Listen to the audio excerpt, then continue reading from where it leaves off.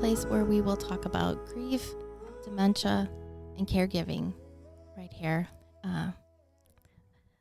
I'm Lisa. I'm your host, and this is in honor of my mom who passed away from dementia.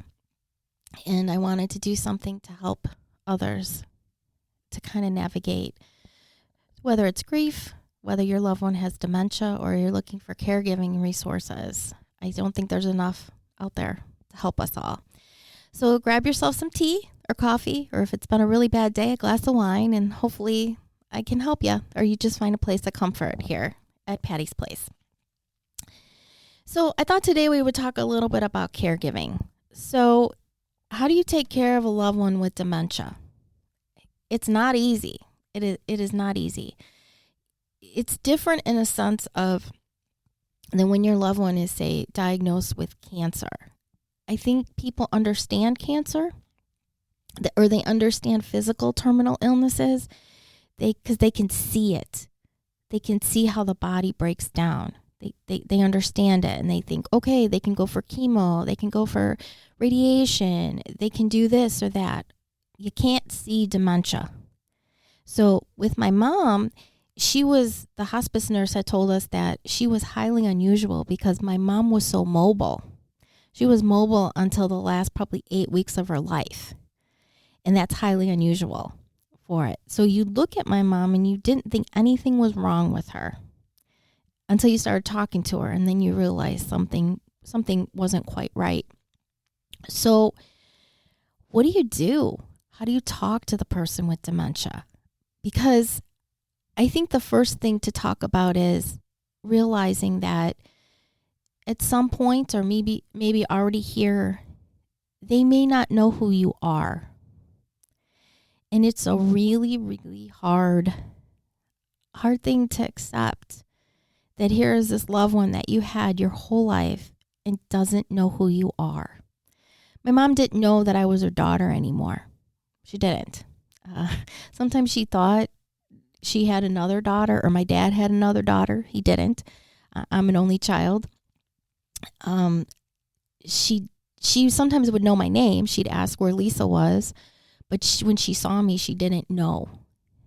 And it's hard. It's really, really hard. It's heartbreaking. So I once got a poem about my two moms, because essentially I grieved for my mom before she died, because she was no longer the mom I had, but yet she was still there. So some people get really angry, and it's justified that you feel angry. Like, how do they not know who you are? How did she not know I was her daughter? Well, I think, and again, this is just my little opinion, I think even if they can't express it, I think that they know deep down inside who are still their family members or people who they were close to. More importantly, that they know they feel safe. You're a person they can trust. So even though my mom couldn't call me by my name and didn't know who I was, she said I was this really nice girl that came all the time to visit her. I didn't argue with her. I think the most important thing that I can say is, don't argue with a person with dementia. You're just going to agitate them. And again, this is not an easy thing to do. But I think the most important thing with caregiving is that you enter their world. Now, sometimes it's a very fascinating world to enter into. Sometimes I found it, sometimes I'd ask her questions just because I wanted to see what she'd say. And I'd be like, oh, okay, that's interesting, But you have to take that step out of reality and know that that's not really what's going on. But in a person who has dementia, in their mind, that's what's going on. So when she did, I'd go to see her every day when she was in memory care, and she never knew who I was. And a lot of times she'd ask me, oh, how's your mother? Or who's your mother? And it would hurt because I'd be looking right at my mom. But then I would just tell my mom about herself. And I'd be like, oh, my mom is really sick. And she'd be like, oh, no, that's terrible. And then I'd tell her that my mom had, it was her brain. and she wasn't doing well. And then my mom would say, oh, that's just terrible. That's just awful. I feel so bad. And she'd say, well, you just come visit me anytime. And I'd say, okay, well, thank you. Or if sometimes she'd tell me to take these clothes or something. She'd go, take this, give this to your mom. And I go, okay.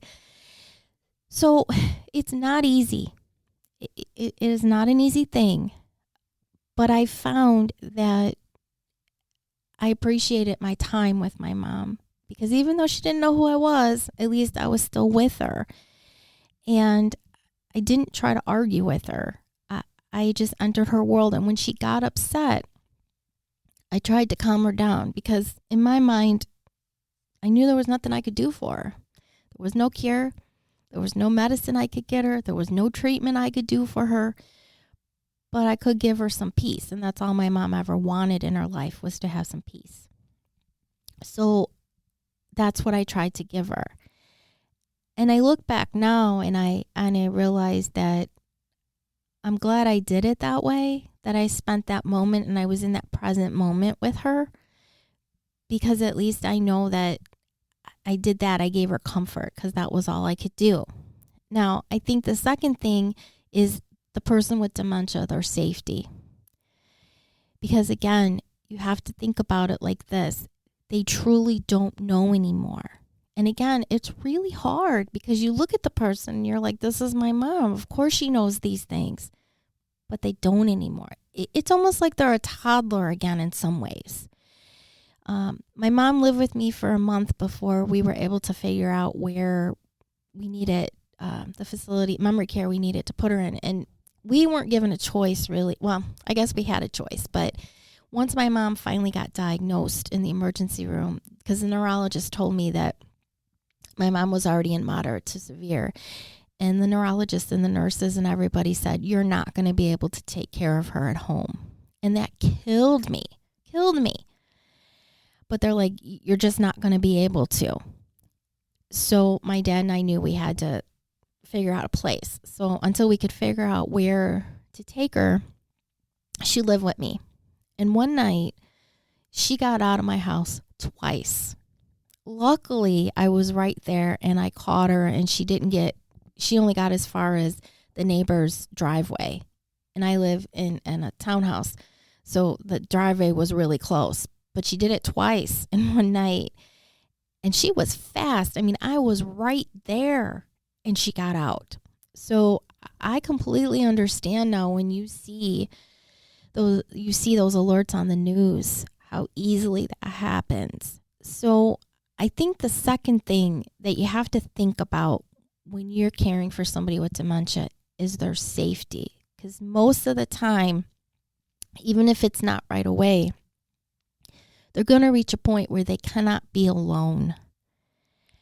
And you also have to think about, when my mom stayed with me for that month, I had to take the knobs off the stove because I didn't want her to turn the stove on and not know, and then I had a gas stove. You have to think about all those things. So it's not easy. It isn't. So you have to think about that. What's the best for their safety for it? And again, they're going to argue with you because they think there's nothing. A lot of times they don't think there's anything wrong with them. And again, they're not in denial. They just really don't know that they have anything wrong with them. So you have to think about those types of things when you're taking care of them for it. You could try to find activities for them to do too. Redirect is a big one. Entering their world and then redirecting, because sometimes they get agitated over any little thing. So you have to try to redirect when they get angry. Because again, you should never, I advise not to argue with the person with dementia, because what's going to happen is it's going to just escalate because they truly believe what they're saying. So if you can redirect them, you kind of agree and then you redirect on something else. Like if they say, my mom would say stuff like, well, I didn't eat anything all day, and there was her food right in front of her. And I'd be like, you didn't? Oh, okay. Stuff like that sometimes. I think what the hardest part might be with caregiving is stepping outside yourself. And that when you're with that person with dementia, it's not about you. It's not about your feelings in that moment with them. It's about them when you're taking care of them. Now that's really hard when especially if the person's with you 24 hours a day. It's not easy. You forget who you are sometimes because you're constant. And that's the thing with dementia. It never lets up with it. So if you can try to enter their world as best as you can and try to redirect, that can help de-escalate when they get angry with that. It's not always easy. No one's going to be 100%. And sometimes try to make it, sometimes I'd ask her questions. Like she would think she saw people or things like that. And I'd be like, oh, really? Well, then who's here? And I just wanted to see what she had to say because sometimes it was quite entertaining. When my mom was in memory care, she believed she was at her grandma's house. And so I didn't argue with her. I just said, oh, okay, you are. You're at grandma's house? Okay. And then she'd tell me more about it. And then that made her happy. So sometimes, again, those are probably the most important things I can think of when you're talking about taking care of somebody with dementia. Those are, again, just a few things, and it's just the tip of the iceberg, and everybody is different. Now, there are some similarities with people with dementia. And one of the things when it comes to caregiving is showers. People with dementia do not like taking showers. In the memory care facility, everyone would tell me, oh, your mom is so sweet. She's so nice. She's this. I go, yeah, unless you try to give her a shower. And then they would go, oh, God, my mom, the things that would come out of my mom's mouth when it came to that. She just did not want a shower. And it's pretty common with people with dementia. They don't like showers. I'm not really sure why. I think it might have something to do with, I think their skin changes a little bit. And I think that's part of it, the way the water hits their skin. I also think that they feel helpless. They don't know what's going on. These are people that they're grown. They used to be able to take their own shower. And now here's somebody trying to, do this. So it's a struggle. It's definitely a struggle. It's not easy to get a person with dementia to give them their shower. That's pretty common with it. Sometimes it helps if you play their favorite kind of music or you make the bathroom warm because sometimes they get cold a lot with those types of things. Again, and some days, we used to say if they could get my mom a shower once a week, that was great. So it's not so important that you have to do it every day, and you have to pick your battles with certain things. If they didn't eat today, okay, well, then maybe you could get them to eat tomorrow. Maybe that's, maybe that's what you win today with it, because again, you have to remember they're not who they used to be. And so again, a lot of times they're not trying to be difficult. Think about it from their point of view at times. And again, it's not easy when you're taking care of somebody 24 hours a day. You have to think about yourself as well, but it's hard. And for me, I just tried to think about my mom. And I think it was because my mom took care of everybody. And she was always there for people especially when they were sick and that. And so I wanted her to be able, I wanted to take care of her the way she took care of everybody else with it. So I would say, again, one of the first couple things to think about when you're taking care of somebody with dementia is that they're not doing or saying things on purpose. They really believe those things. So try to enter their world. Try to see how do they see it, and sometimes it's probably not going to make any sense to you, but just try it. Try to enter their world and see, and then try to redirect them, especially if they're getting upset about something. And again, it's not so important for you as the caregiver to be right because they don't understand that anymore. So just try to redirect them, because a lot of times you can, and they'll forget think about it like this too. They're going to forget what you just said anyway. So why are you going to keep arguing with them? It's kind of like with a 2-year-old, right? 5 minutes later, they might be throwing a tantrum, but 5 minutes later, they're happy. So if you kind of think about it in those contexts, again, it's hard as you see this grown person who could be was your parent or, a loved one. And you're like, how do they not know this? Well, they don't anymore for it. So try to enter their world, try to redirect them when they get upset so you can de-escalate it, because sometimes people with dementia can get violent. And so, you want to try to avoid that as best as you can with those things. And you think you have to pick your battles sometimes with them. So not all days are going to be easy. And some days are going to be really rough. And other days they're going to have a good day and they're going to want to take the shower and they're going to eat. A lot of things too you may notice with dementia is the sundowners. So they might be going along having a great day. And then as the sun goes down, they get agitated and different things start to happen. It's pretty common with sundowners where they'll, like I said, they start to get agitated or things are upsetting them more and things like that. So that's pretty common. So you may have different techniques maybe that you'll use closer to sundowning. Or maybe there's different activities that make them happy. Or maybe you bargain with them again. Well, if you do this, then I'll give you that. Those types of things for it. And also, they will sleep a lot more as it goes on. Because again, think about it. Their brain is shutting down. So it takes more and more energy for them to do the simplest things. Even just getting up sometimes. Or answering a phone. Don't be surprised too that they don't know how to turn on and turn off the TV anymore.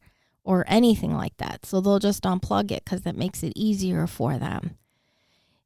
And it's hard. So you can try to do different things. My mom used to lose her remote control all the time for the TV. My dad and I tried many different things to try to keep it.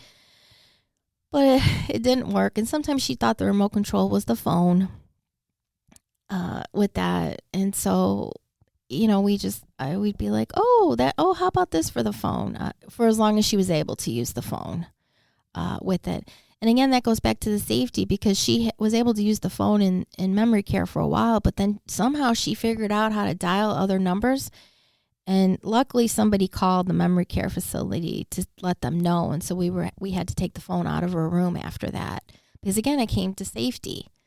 Who knows what they're calling. So again, with iPhones and all of that, you might have to take some of those away or take some of the controls off because, again, you don't want a dementia patient answering spam calls and things like that. It goes back to their safety with those types of things. So you have to think about those things and say, because it's scary because they don't know. So you have to think about those things with it. And caregiving is such a huge topic. These are just simple little things to touch the surface on it. Like I said, I think one of the biggest things, as I've said, is try to enter their world. And it's not easy because it's hard because you want them to be who they used to be. But you can also find that time to be with them in that world for it and try to redirect them with things.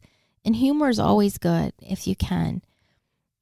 But it's also to remember that it's not about you and it's not about you being right.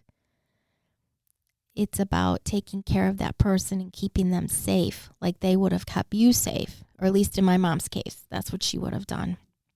So that's how I tried to approach it as I was taking care of her. Again, these are just simple little things to help in the beginning. There's so much more to it. You could talk for hours and still come up with different things because every dementia patient is different.